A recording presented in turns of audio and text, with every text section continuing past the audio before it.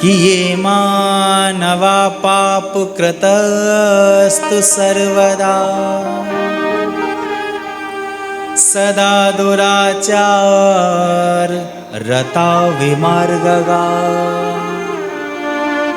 क्रोधाग्निदग्धा कुटिलाश्च कामिनः सप्ताह यज्ञेन कलौ पुनन्ति ते।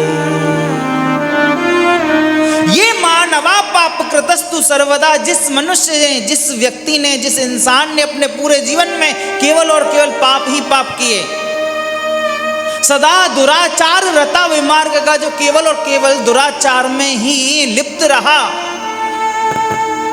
क्रोधाग्नि दग्धा कुटिलाश्च कामिनः, केवल क्रोध ही उसने अपने जीवन में अपनाया, अपने जीवन को क्रोध से खराब कर लिया। कुटिल, कामी आदि आदि जितनी भी बुराइयां हैं उस व्यक्ति में हो, वह व्यक्ति भी कि सत्येन हीना पितृमातृ दूषका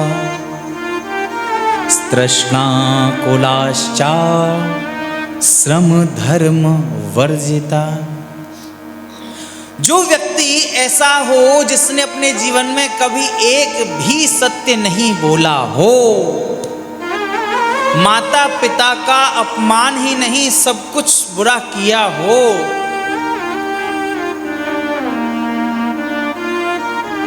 सब तरह से जो इंसान बेकार हो, वह भी अगर श्रीमद् भागवत महापुराण की कथा सुन लेता है तो उसका भी श्रीमद् भागवत महापुराण कल्याण कर देती हैं।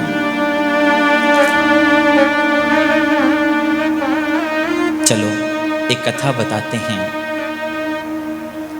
इस कथा को सुनने से ही सारे पाप नष्ट हो जाते हैं।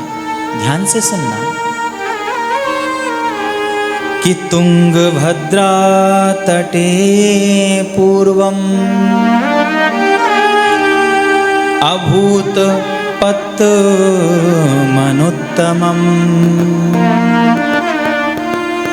यत्र धर्मा स्वधर्मेण सत्यस्य सत्कर्म तत्परा। तुंगभद्रा नदी के तट पर एक नगर बस रहा था। उस नगर में एक बहुत ही सज्जन, बहुत ही अच्छे ब्राह्मण देव रहते थे जिनका नाम था आत्मदेव। बहुत ही सज्जन, भजन करते, पाठ करते, पूजा करते, भक्ति भाव में रहते हैं, ठाकुर जी की भक्ति में रमे रहते हैं, बहुत अच्छे इंसान।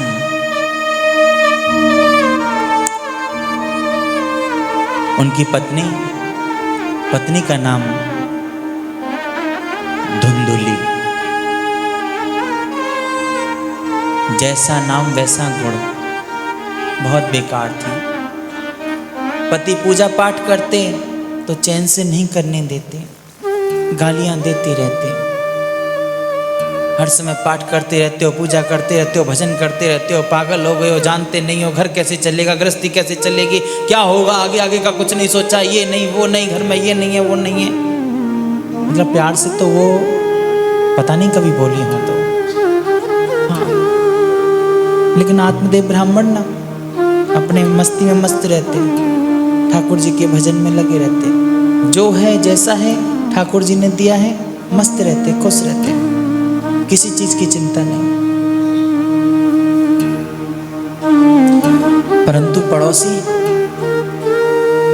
जब थोड़ा कभी बाहर निकलते ना, रोक लेते, आत्मदेव जी इधर आओ।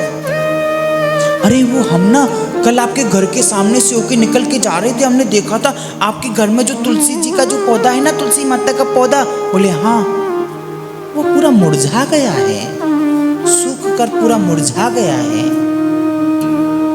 हाँ तो थोड़ा सा मौसम चल रहा है ना, तो इसलिए मुरझा गया होगा। नहीं, हमें तो कुछ और ही लगता है। एक व्यक्ति ने रोका, बोले आपके घर में गाय बहुत अच्छी है, लेकिन माता कि अभी तक कोई बछड़ा या बछिया नहीं हुई, कोई बच्चा नहीं हुआ। कितने वर्ष हो गए हैं वो, अभी तक कोई बच्चा नहीं हुआ। कोई बात नहीं है, क्या दिक्कत है? दिक्कत नहीं है। दिक्कत ये है कि आपके घर में संतान नहीं है। आपके घर में संतान नहीं है, इस वजह से आपके घर की तुलसी के पौधा मुरझा गया है। आपके घर में जो गाय है उसके बच्चा नहीं हुआ। आपके घर में दुख है, दरिद्र है, तकलीफ है, कष्ट है, परेशानियां हैं, सब कुछ है, क्योंकि आपके घर में बच्चा नहीं है। तो क्या हुआ? नहीं है तो मुझे कोई चिंता नहीं, मुझे कोई फिक्र नहीं। भगवान ने नहीं दिया, उनकी इच्छा, देंगे उनकी इच्छा, मुझे क्या दिक्कत? मुझे कोई दिक्कत नहीं। समाज में बैठने में शर्म नहीं आती? आत्मदेव जी बोले मुझे तो नहीं आती, तुमको आती है तो तुम मत बैठा करो मेरे पास। अरे आप तो उल्टा बोलते हो, कोशिश करो ना, सब कुछ हो जाता है। ठीक है, आप हमारे हितैषी हो ना, हमारे लिए सोच रहे हो ना, ठीक है, इतना ही काफी है। बाकी मुझे कोई चिंता नहीं है, मैं भगवान के भरोसे हूं, वो जैसा करेंगे ठीक है, मुझे स्वीकार है। आपको स्वीकार है? क्या आप जानते हो एक नरक होता है, पूत नाम का नरक। एक नरक होता है, पूत नाम का नरक। और वो पूत नाम का नरक किसके लिए होता है? बोले जिसके पुत्र नहीं होता उसे पूत नाम के नरक में जाना पड़ता है। पता नहीं जाने किस शास्त्र में लिख दिया है, किसी शास्त्र में नहीं, और बेचारे आत्मदेव जी महाराज को बोल दिया। आत्मदेव जी बोले मैं जानता हूं, मुझे ज्ञान मत दो, शास्त्रों को मैंने पढ़ा है, ऐसा कोई प्रमाण शास्त्रों में नहीं है। बोले आप तो हर बात को काटोगे, आप तो सुनते ही नहीं है,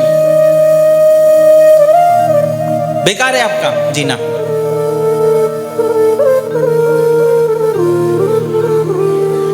इधर इसी तरह से इनकी पत्नी को लोग भड़काते रहते हैं, और खासकर महिलाएं तरह तरह से इनको जो है ना। आत्मदेव जी तो अपने पूजा पाठ के इसी काम से बाहर चले जाते हैं अपना, बस पीछे से। और वैसे भी वो धुंधुली बाई है, वो पहले से ही है, तैयार है सबकी सुनने के लिए।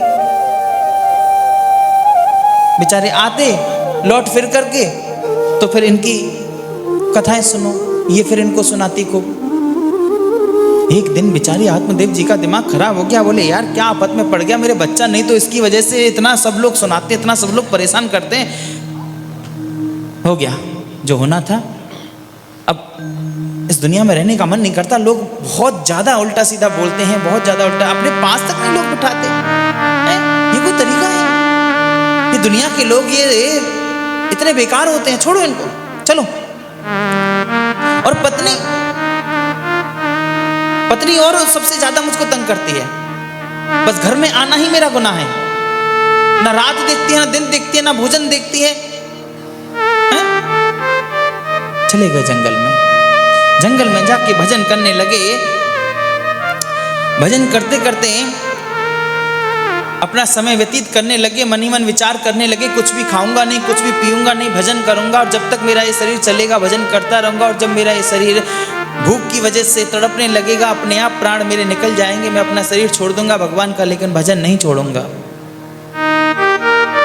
भजन में लग गए कि तभी वहां से एक साधु जा रहे थे, एक महात्मा जी जा रहे थे। उन्होंने देखा आत्मदेव जी को, तो आत्मदेव जी के आंखों से आंसू निकल रहे थे। इस साधु जी ने देखा, देखकर मन में विचार किया कि देखने में तो ब्राह्मण देव हैं, भजनानंदी भी लगते हैं, परंतु इतने दुखी क्या हुआ? चलो मुझे इनसे इनकी कुशल क्षेम पूछनी चाहिए, इनसे पूछना चाहिए। वे महात्मा जी बोले आत्मदेव जी से कि कथम रोदिसी त्वं विप्रम काते चिंतावलीयसी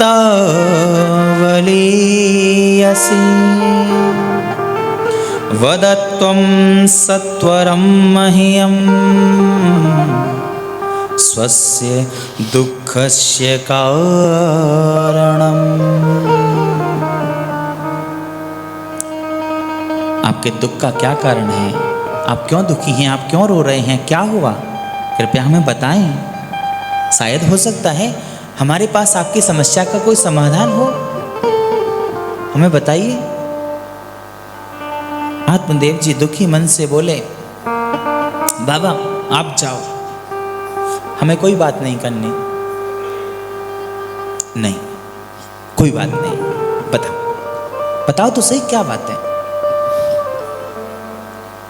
क्या बताएं महाराज, संतान नहीं है। संतान नहीं होने की वजह से लोग बड़ा बड़ा सुनाते हैं, बहुत कुछ बोलते हैं। कोई कहता है कि तुम्हारे घर में तुलसी मुरझा गई है क्योंकि तुम्हारे संतान नहीं है। कोई कहता है तुम्हारे घर में गाय के बच्चा नहीं है क्योंकि तुम्हारे संतान नहीं है। कोई कहता है कि तुम्हारे घर में पितृदोष है इसलिए तुम्हारे संतान नहीं है। सुन सुनकर मेरे कान पक गए हैं। मैं क्या करूं? मैं इतना तकलीफ में आ गया कि मेरे मन में ये भावना आ गई कि धिग्जीवितं प्रजाहीनं धिग्रहं च प्रजां विना धिग्धनं चानपत्यस्य धिक्कुलं संतति विना। मेरा जीवन धिक्कार है जहाँ मुझे संतान ही नहीं है। इसलिए मुझे ऐसा धिक्कार हुआ कि मैंने घर परिवार अपना छोड़ दिया, जंगल में आ गया हूँ।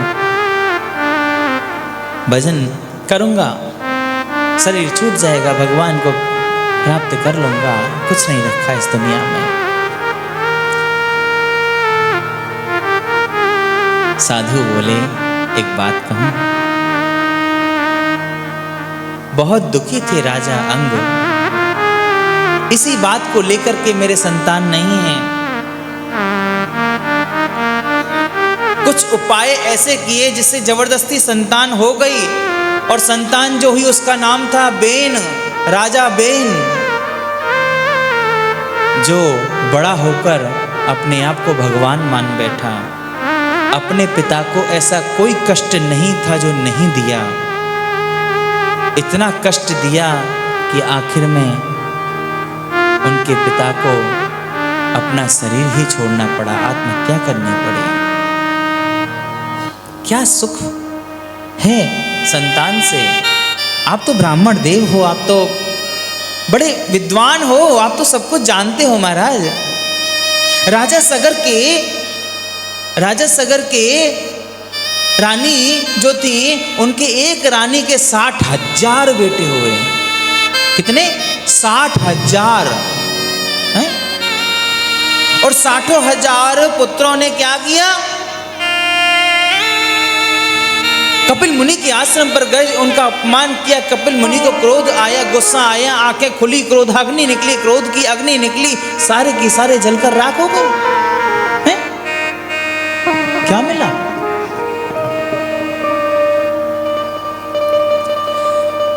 संतान होना नहीं होना ये सब भगवान की लीला है, भगवान की कृपा है। आप कितना भी प्रयास कर लो, लेकिन भगवान के आगे तो आपकी नहीं चल सकती ना।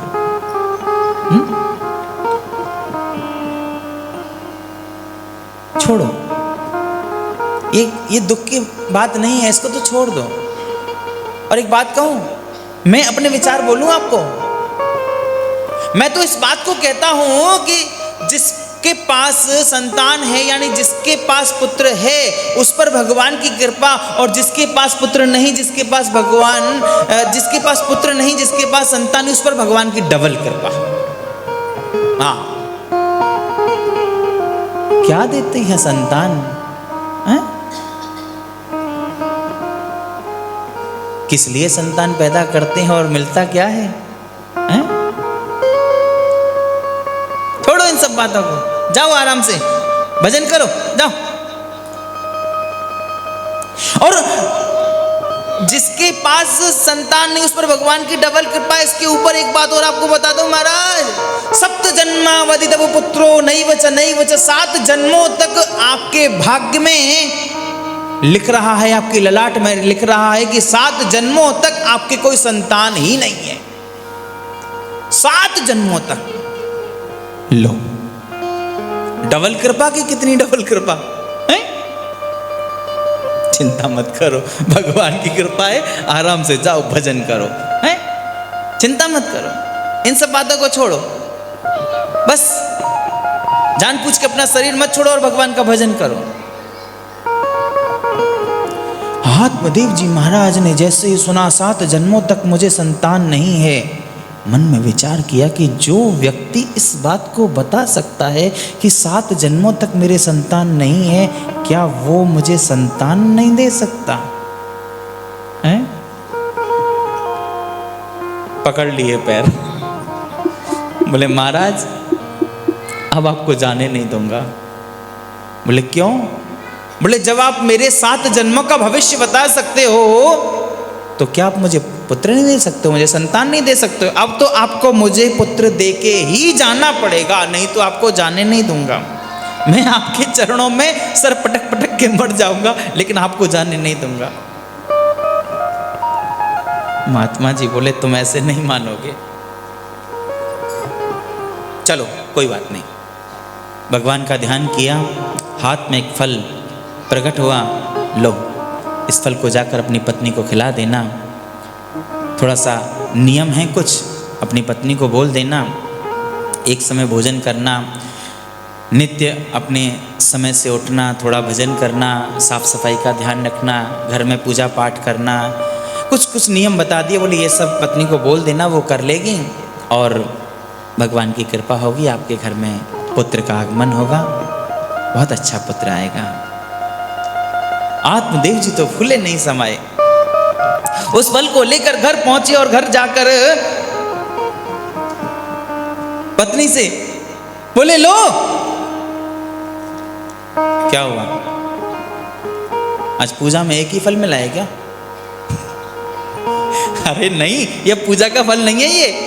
बोले तो बहुत ऊंचे महात्मा जी थे, उन्होंने ये फल दिया और कहा है इस फल को खाने से पुत्र हो जाएगा, लो खा लेना, भगवान की कृपा रही ना तो पुत्र हो जाएगा हमारे। अच्छा लाओ लाओ, ठीक है मैं खा लूंगी, रख दिया अलमारी में। पति के जाने के बाद सोचने लगी इस फल को खाने से मुझे पुत्र हो जाएगा। अगर एक फल को खाने से पुत्र होने लग गए तो बाजार तो खाली हो जाएगा, है? ऐसे थोड़ी होता है। हाँ, किसी ने बोल दिया फल खाने से पुत्र हो जाएगा, ऐसे नहीं होता है। किसी ने उल्लू बना दिया होगा इनको, मान ली इन्होंने बात। तुरंत आ गई बहन धुंधली की, और बहन कैसी हो, क्या हाल चाल है? तो ठीक हूँ, क्या बताऊँ, तुम्हारे तो जीजाजी जो है ना बड़ा बेवकूफ़पना करते हैं, फालतू की बातें करते रहते। बोले क्या हुआ? अरे क्या बताऊं, वो एक फल लेके आ गए, किसी ने दे दिया होगा, बोल रहे हैं कि इससे खा लो, इससे बेटा हो जाएगा। अच्छा कोई बात नहीं, वो भी तो थोड़ा सा टेंशन में रहते ना, परेशान रहते ना, इसलिए थोड़ा सा वो है, कोई बात नहीं छोड़ो। लेकिन एक बात तुम्हें बताऊं मैं, अभी मेरे ना कुछ दिन में संतान होने वाली है। अब देखो तुमको तो पता है कि हमारे यहाँ थोड़ा सा काम कुछ है नहीं, तो बच्चों का खर्चा चलता नहीं। अब ये बच्चा होगा तो फिर कैसे इसका लालन पालन होगा, तो मैंने कुछ सोचा है। बोले क्या? बोले मैं ना मेरा जो बच्चा होगा ना उसको तुमको दे दूँगी, तुम ले लेना। और अब ये फल तो आ ही गया है, बहाना भी मिल गया है, इस फल का बहाना लगा देना अपने पति को, जीजाजी को बोल देना मैंने फल खा लिया है, और पेट पे कपड़ा वपड़ा बांध के मोटा कर लेना, कह देना मेरे पेट में बच्चा आ गया। और फिर कुछ दिन बाद जब मेरे बच्चा होगा चुपचाप अंधेरे में लेके आऊँगी, तुमको दे जाऊँगी, किसी को पता नहीं चलेगा। अच्छा देखो ऐसे कहते हैं बहन, तुमने मेरे बारे में कितना सोचा। बोले लेकिन एक बात तो बताओ, पतिदेव जो फल लेके आए उसका क्या करूं? ये बात भी सही है, एक काम करो, तुम्हारी गाय है ना, उसकी भी तो अभी तक कुछ नहीं हुआ ना, उसको खिला दो। अच्छा अच्छा। बोले कुछ होना होगा तो पता चल जाएगा, हो जाएगा गौ माता की, और नहीं है तो कोई बात ही नहीं है, खाली की गौ माता। ठीक है, गाय को खिला दिया वो फल, और धीरे धीरे धीरे धीरे समय निकला, और समय निकलते निकलते धुंधुली की बहन के बच्चा हुआ। उसने रातों ही रात में ला करके उसे अपनी बहन धुंधुली बाई को दे दिया। इधर गौ माता का समय हुआ, प्रसव पीड़ा हुई, और गौ माता ने भी एक बच्चे को जन्म दिया। और वो बच्चा देखने में तो इंसान जैसे बालक के रूप में, और कान गौ माता के जैसे बड़े बड़े।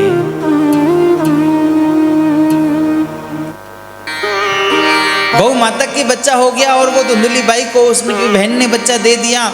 घर में उत्सव होने लगा, खुशियां मनने लगी, संतान हो गई, और गौ माता के भी संतान हो गई, खुशियां मनाने लगे। नामकरण हुआ। बोले गाय के जैसे कान है तो नाम रखा गया गौकर्ण। और धुंधुली बाई से बोले अब तुम्हारे बेटे का भी नाम होना चाहिए, नामकरण होना चाहिए। बोले कौन करेगा? बोले पंडित जी करेंगे। बोले पंडित जी काहे को करेंगे? पंडित जी ने जन्म दिया है क्या? जन्म दिया मैंने। बोले तो? बोले नाम भी मैं ही रखूंगी, अपनी पसंद का। रख लो भाई, तुम्हारी इच्छा है, बताओ क्या नाम? बोले मेरा नाम धुंधुली है, इसका नाम मैं धुंधुकारी रखती हूँ, बड़ा अच्छा नाम लग रहा है। बोले तुम्हारी इच्छा।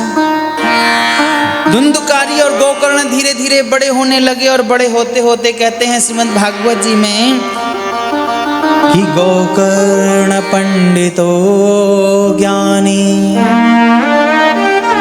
धुंधुकारी महाखला। कि गोकर्ण महापंडित ज्ञानी हैं, भजनानंदी संत परम, पर इधर धुंधुकारी खल है, क्रियाहीन करता न भजन। गोकर्ण जी पूजा में, पाठ में, भक्ति में, इसमें उसमें अच्छे कामों में रहते, सबसे अच्छा व्यवहार करते, और उधर धुंधुकारी सबसे बुरा व्यवहार करता, गालियां देता, मारता, पीटता, गंदे काम करता, किसी की बात नहीं सुनता, बहुत बेकार इंसान, बहुत ही दुष्ट इंसान बना। आत्मदेव जी ने मन में विचार किया कि गोकर्ण कितना अच्छा मेरा बेटा है, और ये धुंधुकारी कितना बुरा है, इसको मैं बिठा के एक बार समझाऊं तो सही। बिठाया, अकेले में बिठा के समझाने लगे। को तिष्ठामि को गच्छामि को मे दुखम व्यपोहयेत। ये तुम क्या करते हो? लोगों को तंग करते हो, मारते हो, पीटते हो, गालियां देते हो, सबके साथ अभद्र व्यवहार करते हो, कोई अच्छी बात नहीं है। धुंधुकारी बोले बुढ़ापा आ गया है, जीना है या कुछ और? जितना है उतने में रहो, वरना भूल जाऊंगा मैं बेटा हूं। हाँ, पिताजी को ही गालियां देते, पिताजी को ही बुरा भला बोल दिया। आत्मदेव जी बोले तू अपने पिता से ऐसा बोल रहा है? बोले अभी बताऊं क्या? अब क्या बचा? आत्मदेव जी ने मन ही मन विचार किया, है भगवान ये क्या? मेरा बेटा मेरे ऊपर हाथ उठा रहा है, मुझे मारने को तैयार हो रहा है। जिस बेटे के लिए, जिस बच्चे के लिए मैंने क्या क्या नहीं किया। नहीं रहूंगा, नहीं रहूंगा इस दुनिया में, छोड़कर चला जाऊंगा, जंगल में जाऊंगा, वन में जाऊंगा, जाकर अपना शरीर त्याग कर दूंगा। ऐसे जीवन से क्या लाभ जो अपनी संतान अपना बेटा होकर की है? नहीं, मैं नहीं रहूंगा।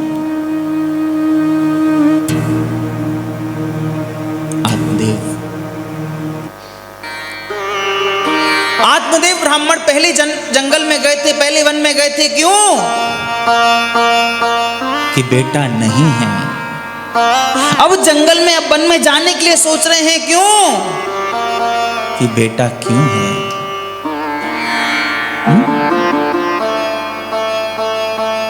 ये हमारा जो मन है ना, ये मन की दशा बड़ी विचित्र है।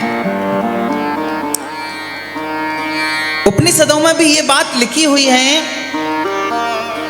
कि मनः एक मनुष्याणां कारणं बन्ध मोक्षयो बद्धं तु विषयासक्तं मुक्तं निर्विषयं मनः। हमारा मन ही, मनुष्य का मन ही बंधन और मुक्ति का कारण होता है। मन ही चाहे तो विषयों में उलझा दे, जीवन समाप्त करा दे, जीवन व्यर्थ करा दे, और मन ही चाहे तो हमारे इस जीवन की मुक्ति करा दे। मन पर काबू रखना पड़ेगा। अगर मन पर काबू रखोगे तो तुम सही मार्ग पर चल पाओगे, तुम अपने जीवन का कल्याण कर पाओगे। और मन पर काबू कैसे रख पाओगे, मन को अपने बस में कैसे रख पाओगे? बोले मन को मार के रहना पड़ेगा कि मन के मारे बन गए, मन के मारे बन गए, बन तज बस्ती माही, कह कबीर मन लालची, यह कहूँ ठहरत नाही। गोकर्ण जी आए, क्या हुआ पिताजी, आप क्यों रो रहे हो, क्या बात हुई? बोले बेटे तू कितना अच्छा है, तेरा भाई कितना बेकार है, उसने आज मुझे ऐसे ऐसे उल्टा सीधा गालियां सुना दी, मारने तक को हावी हो गया। नहीं रहूंगा अब मैं जा रहा हूं जंगल में, और जाकर जंगल में वहीं अपने प्राण त्याग दूंगा, और प्राण त्याग दूंगा, भगवान के धाम को पहुंच जाऊंगा। क्या पिताजी? जंगल में जाऊंगा, जाकर के अपने प्राण त्याग दूंगा, भगवान के धाम को पहुंच जाऊंगा, मतलब जंगल में मरने से भगवान मिल जाते हैं? हाँ शायद। हिरण का तो जन्म ही जंगल में होता है ना पिताजी, तो उसके मरने के बाद उसे भगवान मिलते हैं? नहीं, ऐसा तो कोई पक्का नहीं। तो फिर अच्छा, तो फिर एक काम करूंगा, मैं जाऊंगा किसी नदी में, और नदी में पूरा मुंह को बाहर रखूंगा, और पूरा पूरा डूब के अपनी मृत्यु का इंतजार करूंगा, मर जाऊंगा, भगवान के धाम को पहुंच जाऊंगा। बोले अच्छा, नदी में मरने से भगवान मिल जाते हैं? बोले शायद। बोले तो मछली तो जन्म ही नदी में होती है, मछली का तो जन्म ही नदी में होता है, वो भगवान को चली जाती है धाम को मरने के बाद? नहीं, ऐसा तो कोई पक्का नहीं है। तो फिर? बोले पिताजी आप क्या सोच रहे हो, थोड़ा जरा दिमाग लगा के सोचो, आप क्या सोच रहे हो? बोले बेटा मेरा दिमाग अब काम नहीं कर रहा है, अब तुम ही मेरा मार्गदर्शन करो, तुम ही बताओ मैं क्या करूं। बोले ठीक है, अब मैं जो बोलता हूं उसको ध्यान से सुनो, तो आपको भगवान की प्राप्ति हो जाएगी और आप सही मार्ग पर चले जाओगे। बोले बोलो बेटा। कि देहि स्थिमांस रुधिरे विमति त्यजत्वं जाया सुतादिषु सदा ममतां विरिञ्च पश्यानि संजगदिदं क्षणभङ्गनिष्ठ वैराग्यरागरसिको भव भक्तिनिष्ठ। कि पीप अस्थि और मांस भरी इस काया से मत मोह करो, सुत से पत्नी से ममता रख अपने जीवन में विष न भरो। क्षण भंगुर है यह विश्व सकल, क्षण भंगुर है जो दिख रहा, वैराग्य राग का रस पी लो, मन में भर लो शुभ भक्ति प्रभा। लोगों के अंदर दोष जो आप देख रहे हो ना, चाहे वो मेरा भाई धुंधुकारी ही क्यों ना हो, जो आप सोच रहे हो कि धुंधुकारी बहुत बेकार है, बहुत खराब है, दिमाग से निकाल दो। अन्यस्य दोष गुण चिंतन मासु मुक्त्वा सेवा कथा रसमहो नितराम विवत्वम। सभी के अंदर जो हम दोष देखते हैं कि ये गलत, वो गलत, इसने ये किया, उसने वो किया, ये सब अपने अंदर से भावना निकाल दो। केवल और केवल एक चित्त हो जाओ कि मुझे तो बस भगवान की भक्ति में, भगवान की सेवा में, ठाकुर जी की कथाओं में ही बस आनंद लेना है, मुझे और किसी चीज से कोई लेना देना नहीं। मन को बिल्कुल निर्मल कर दो, भले वो कितना ही नजदीक क्यों ना हो, छोड़ दो मन से उसके प्रति गलत भावनाएं।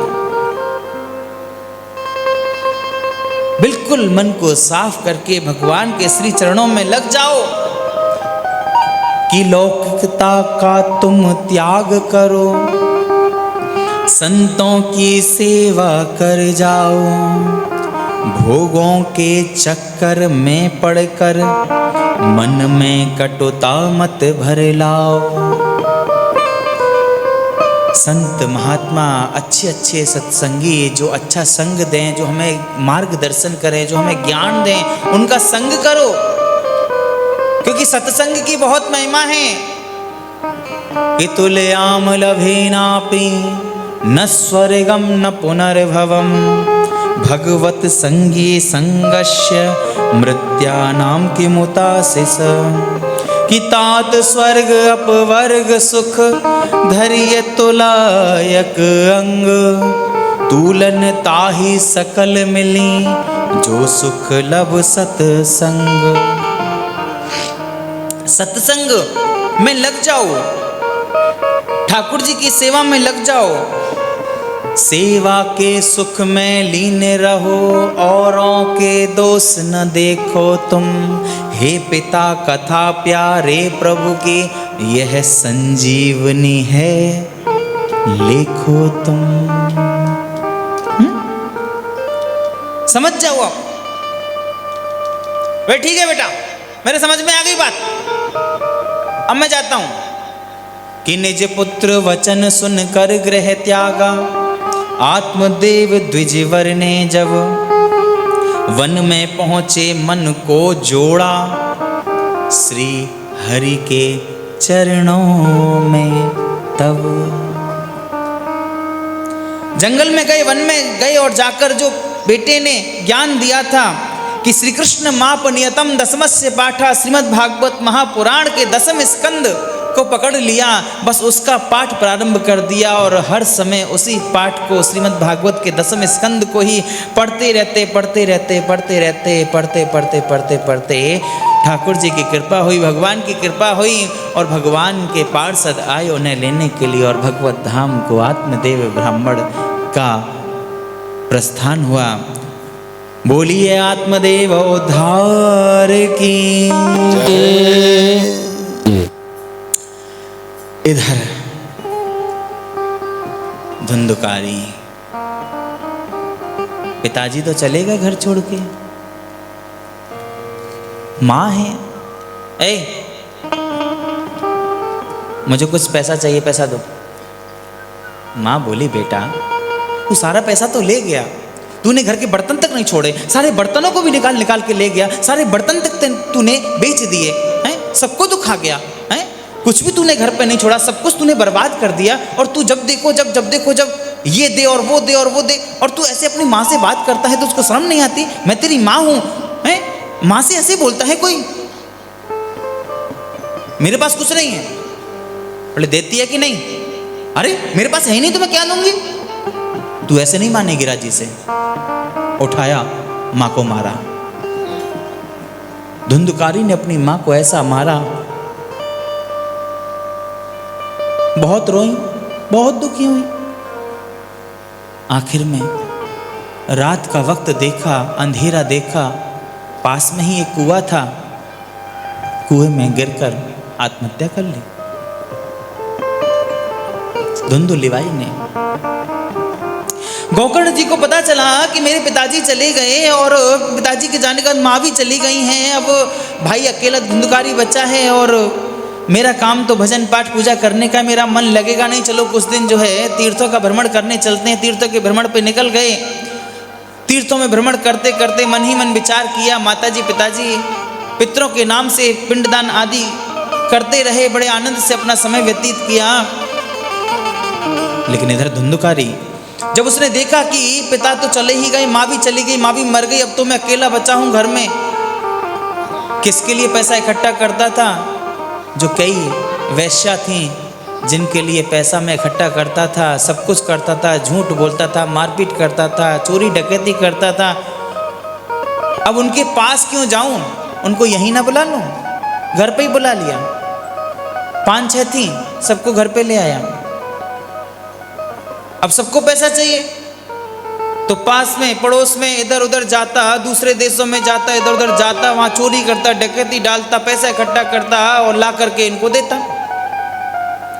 वैसे उन्होंने सोचा ये चोरी डकैती करने लगा है धुंधकारी, और कई दिन हो गए इसको करते करते, किसी न किसी दिन ये पकड़ा जाएगा, और जिस दिन पकड़ा जाएगा उस दिन हम कौन सी बच जाएंगे, हम भी पकड़े जाएंगे। इसलिए एक काम करते हैं, इसको निपटा देते हैं। व्यवस्था सबने मिलके बना ली, बोले जितना भी धन है सब आपस में बांट लो। हाँ, तैयारी हो गई, फांसी का फंदा तैयार, लकड़ी में आग जला के तैयार। ये रात में आया, सोया, सोने के बाद में नींद में जैसे ही था, मुंह में अग्नि घुसा दी, मुंह जल गया, आवाज बंद, गले में फांसी का फंदा डाला, लटका दिया, खत्म, सारा धन लेके भाग गई।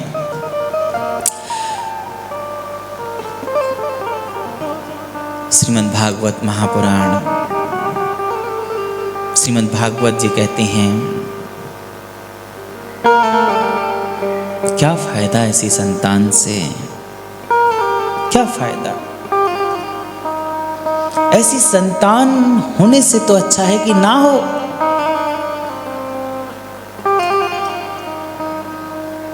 कि जननी जने तो भक्त जन, जननी जने तो भक्त जन, या दाता या सूर, नहीं तो जननी बांझ रह, काहे गवावे नूर। ऐसी संतान से तो ना होना ही अच्छा है। माँ बाप को भी खत्म कर दिया, अपना जीवन बर्बाद कर लिया और अपना सब कुछ खत्म कर लिया।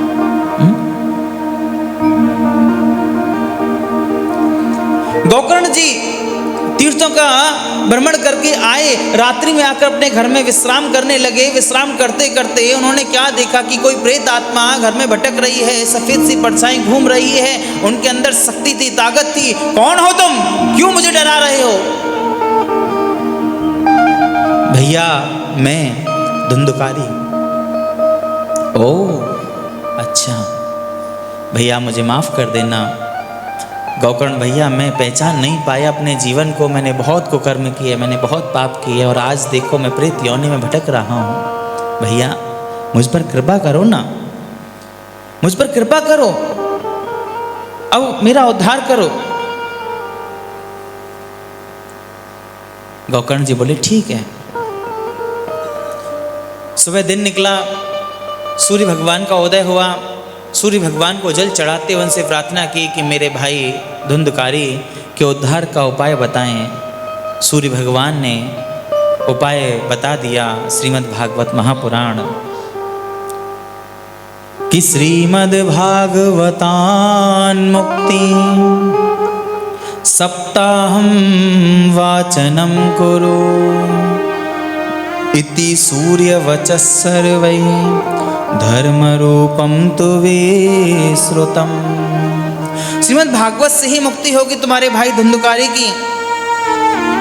गोकर्ण जी महाराज ने समस्त ग्रामवासियों से विचार विमर्श किया, श्रीमद् भागवत महापुराण की कथा को रखा, खुद ही वाचन के लिए सारी व्यवस्थाएं बनाई, धुंधुकारी के लिए एक अलग से आसन बिछा दिया। कथा प्रारंभ हुई, धुंधुकारी आया, बड़े खुश होकर प्रसन्न होकर अपने आसन पर विराजमान हुआ, लेकिन हवा का एक झोंका आया, वो उड़ गया। फिर आकर बैठा, फिर उड़ गया हवा के झोंके के साथ में। वहीं पास में एक 7 गांठ का हरा गीला बांस का टुकड़ा रखा हुआ था। देखा, धुंधुकारी ने उसमें प्रवेश करने का प्रयास किया, आराम से प्रवेश हो गया, आराम से बैठ गया। 7 दिन श्रीमद् भागवत महापुराण की कथा बड़े आनंद से चली और बड़े आनंद से उस धुंधुकारी ने सुनी।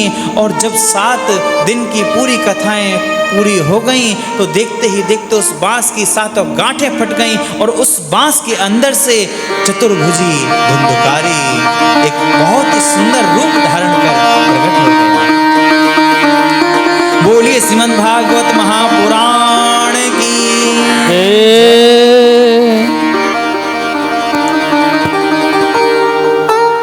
गोकर्ण जी ने देखा, बोले वाह क्या बात है धुंधुकारी, अरे तुम तो बड़े जम रहे हो, बड़े सुंदर लग रहे हो। बोले भैया सब आपकी कृपा है, और देखो ना आपकी कृपा से ये भगवान के पार्षद मुझे लेने के लिए आ गए हैं। अब आपकी अगर आज्ञा हो तो मैं चलूं। बोले हाँ हाँ बिल्कुल, और क्या, भगवान के धाम को जाओ और खुश रहना, अच्छे से रहना।